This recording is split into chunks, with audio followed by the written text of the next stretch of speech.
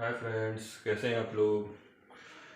I hope सब लोग बढ़िया होंगे। एक्चुअली आज मैं बहुत ज़्यादा बिजी था। आप लोग मुझे देख रहे होंगे मेरा गेटअप। आज मैं दिन भर जो है चुनावी रैली में था। यहाँ पे चुनाव का जो है रंग बहुत तेज़ी चढ़ा हुआ है, बहुत ज़ोर शोर से चढ़ा हुआ है।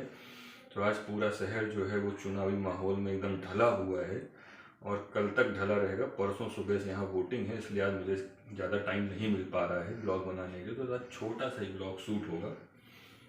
अभी मुझे फिर जाना है कहीं और मैं वहाँ चलूँगा, तो अगर हो सकेगा तो आप लोगों को शूट करके दिखाऊंगा, नहीं तो फिर घर आ करके फिर आप लोगों से बात करके फिर आज का ब्लॉग इतना ही रहेगा। कल मैं मिलूँगा आप लोगों के साथ पूरे फुल ब्लॉग के साथ। फ्रेंड्स, मैं घर वापस आ चुका हूँ और जैसा कि मैंने आज आपको बताया कि आज मैं चुनावी रैली में था। एक्चुअली मेरा पॉलिटिक्स में इतना ज़्यादा कोई इंटरेस्ट है नहीं, पर जो इस टाइम का जो एक सीन क्रिएट हुआ, जो सिनेरियो चल रहा है वर्ल्ड वाइड, उसको देखते हुए मुझे थोड़ा सा मतलब पॉलिटिकल झुकाव हुआ है। और वो सिनेरियो क्या है वो आप लोग को अच्छे से पता ही है। इस टाइम जो रसिया और यूक्रेन का वॉर चल रहा है, उसको देखते हुए बहुत बड़ी सीख लेनी चाहिए। हम सभी को एक सीख लेनी चाहिए।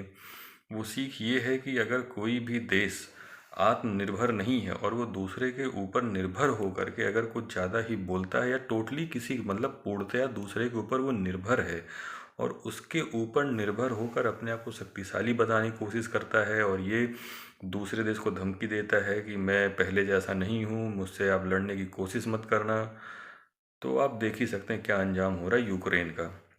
ये तो एक बात हो गई। अभी क्या है कि इस टाइम भारत के सामने भी एक समस्या खड़ी है कि लोग इस टाइम भारत की तरफ देख रहे हैं। अमेरिका भी भारत से बात कर रहा है और यूक्रेन भी भारत से ही बात कर रहा है कि वो बीच में जा कर के हस्तक्षेप करे, वो रसिया से बात करे और युद्ध विराम के लिए बात करे। क्या आपको पता है कि इस टाइम भारत को क्या करना चाहिए? अगर आपको पता है तो आप कमेंट बॉक्स में इसके साथ ज़रूर लिखें। वैसे जो बात है ये अभी पूरी नहीं हुई है। बात ये है कि अगर आप हिस्ट्री देखेंगे, आप देखेंगे पीछे टाइम में जाएंगे तो यूक्रेन कभी भी भारत का साथ नहीं दिया है। 1998 में जब तत्कालीन प्रधानमंत्री अटल बिहारी वाजपेयी जी ने पोखरण परीक्षण किया था, तो उस टाइम यूक्रेन पाकिस्तान के साथ खड़ा था और अमेरिका के साथ खड़ा था कि भारत अपने परमाणु हथियारों को नष्ट करे, अन्यथा उस पर जो कार्रवाई अमेरिका और बाकी देश करेंगे वो यूक्रेन भी करेगा। लेकिन भारत अपनी इस बात पे अडिग रहा कि वो अपने परमाणु हथियारों को नष्ट नहीं करेगा। अगर वो नष्ट किया होता तो जो आज हालत यूक्रेन की है वही हालत आज भारत की होती। यूक्रेन के पास एक समय में 3000 परमाणु हथियार थे। उसको अमेरिका और यूरोपियन देशों ने नष्ट करवाया कि आप इसको नष्ट करो और आपको हम पूरी सुरक्षा देंगे। तो देखिए ये है राजनीति, कैसा नेता आपका है। अब उस टाइम के जो वहाँ के तत्कालीन प्रधानमंत्री थे, वहाँ के जो प्रेसिडेंट थे, राष्ट्रपति थे, उन्होंने बात मानी और अपने परमाणु हथियारों को उन्होंने नष्ट कर दिया। और आज ये हाल है कि वो बाकी देशों से सहायता की भीख मांग रहे हैं। तो एक्चुअली जो मैं पॉलिटिकल मेरा झुकाव है वो इसलिए हुआ कि अपने देश में एक ऐसा सक्षम शासक जिसके पास निर्णय लेने की क्षमता हो, साहस हो, ऐसा शासक होना चाहिए। तो उस शासक के सपोर्ट में राष्ट्र के निर्माण के लिए आज मैं पूरा दिन एक रैली में था।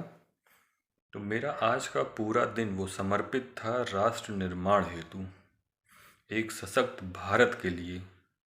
और मेरी आप लोगों से भी यही अपील है कि आप लोग सशक्त भारत के निर्माण के लिए जिस किसी को भी आप सही समझते हैं, आप मनन करिए, मंथन करिए, आप सोचिए कि कौन ऐसा इस समय शख्स है जो भारत को शक्तिशाली पायदान पे ले जा सकता है, एक मजबूती प्रदान कर सकता है। रही बात यूक्रेन की, तो देखिए यूक्रेन पे इस टाइम जो आम जनता मारी जा रही वो वाकई बहुत दुखद है। लेकिन अगर यूक्रेन के अब जैसे इस टाइम क्या है कि यूक्रेन भारत से मदद मांग रहा है, तो यूक्रेन की मदद भारत क्यों करे? जैसा कि मैंने भी आपको बताया कि 1998 में पोखरण परमाणु के समय इसने बैन लगाया भारत पे और अभी इस टाइम ये लगातार पाकिस्तान का ही सपोर्टर रहा है। आज की डेट में जो 400 टैंक पाकिस्तान में हैं वो सारे के सारे यूक्रेन द्वारा ही सप्लाई किए गए हैं पाकिस्तान को। सबसे ज़्यादा हथियार पाकिस्तान को यूक्रेन ही देता है। तो जो हमेशा से भारत के विरोध में रहा हो उसके साथ भारत क्यों जाए? आप बताइए। बहुत लोगों की सिंपैथी है कि यूक्रेन के साथ गलत हो रहा है। हाँ, गलत हो रहा है। जब आप आम जनता का नरसंहार होगा तो ये चीज़ गलत है। लेकिन जब किसी एक राष्ट्र को अगर ये लगेगा कि मेरी सुरक्षा में दखल अंदाजी हो रही, मेरी सुरक्षा छीड़ हो रही है, तो वो देश उस देश पर आक्रमण करेगा, और वही इस टाइम हो रहा है। सबसे बड़ी बात ये है कि यूक्रेन का दूसरे देश पर निर्भर हो करके एक शक्तिशाली देश को चुनौती देना कि आप यूक्रेन को 2014 जैसा न समझें, हम जवाब देंगे, तो आप ये देख सकते हैं। तो इससे एक सीख ये भी मिलती है कि सबसे पहले तो आप खुद शक्तिशाली बनिए, वही आपके काम आएगा।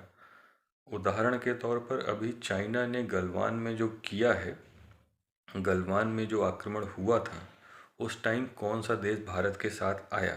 कोई नहीं। तो भारत क्यों दूसरे देश के लिए दखल अंदाजी करे? और इस समय भारत के सामने जो सबसे बड़ी समस्या है, वो समस्या ये है कि वो अमेरिका का साथ दे या फिर रसिया का साथ दे। रसिया भारत का बहुत पुराना मित्र है। अमेरिका अभी नया मित्र बना है, जो कि वो भी खुल के ही भारत की मदद कर रहा है इस टाइम। मदद क्या कहेंगे, मदद नहीं है, मदद कोई नहीं करता है, सबका स्वार्थ होता है। और पुराना इतिहास अगर देखा जाए तो रसिया ने कहीं ना कहीं मदद किया है। उस टाइम भारत सैन्य क्षमता में आर्थिक रूप से कमज़ोर था, तो रसिया ने इसकी मदद की थी।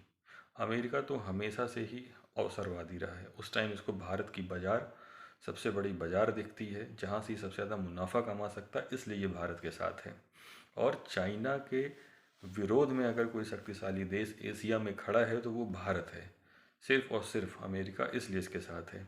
तो इस टाइम अब आप मुझे कमेंट में ज़रूर बताइएगा कि भारत को किसके साथ जाना चाहिए, रसिया के या फिर यूक्रेन के। तो इसके साथ जो है ये वैश्विक स्तर की बात को मैं यहीं पे समाप्त करना चाहूँ, क्योंकि बहुत बड़ा विषय है ये और बहुत ही ज़्यादा समय लगेगा इसमें। तो ये बात यहीं ख़त्म करता हूँ। चलते चलते आखिरी में सिर्फ 2 लाइन कहूँगा। हमसे है इस देश की शान, हमसे है इस देश की शान, हम हैं वतन, हम हैं हिंदुस्तान। तो इस देश की रक्षा का फ़र्ज़ सिर्फ हमारी सेना का नहीं है, देशभक्ति हर एक व्यक्ति के अंदर होनी चाहिए। आप यूक्रेन से सीख सकते हैं, आप इज़राइल से सीख सकते हैं। इज़राइल का एक एक बच्चा, एक एक जवान, एक एक व्यक्ति के वहाँ पे देशभक्ति से ओतप्रोत है। एक अकेला देश 6 देशों से लड़ता है एक साथ। तो आप जो है ये मान लीजिए कि आप यहाँ की सेना हैं, आप यहाँ के फौजी हैं, आप यहाँ के सिपाही हैं। तो ये सारी बातें एक तरफ है, आप एक सिपाही ऐसे भी हैं कि आप जो है मतदान के दिन मतदान जरूर करें, एक सशक्त राष्ट्र का निर्माण करें। धन्यवाद। भारत माता की जय। जय हिंद।